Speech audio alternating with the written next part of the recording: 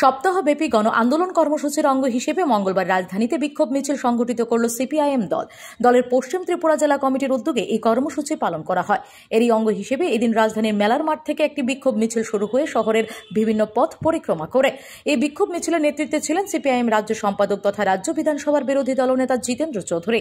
এদিন এই কর্মসূচি প্রসঙ্গে তিনি জানান, গ্রাম পাহাড়ে দুর্ভিক্ষের পদধ্বনি শোনা যাচ্ছে।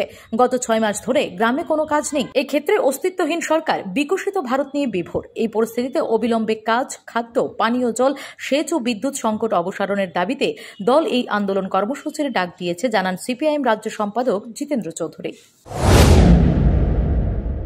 কর্মসূচি আপনারা লক্ষ্য করছেন যে ত্রিপুরা রাজ্যে সরকারের প্রায় অস্তিত্বহীন, কোনো অস্তিত্ব নেই। গ্রাম পাহাড়ে এটা দুর্ভিক্ষের পদধ্বনি শোনা যাচ্ছে।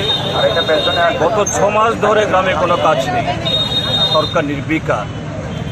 এদিকে সামান্য ঝড় বৃষ্টিতে কোথাও রাস্তা ধস নেমেছে বা রেল আসতে পারছে না।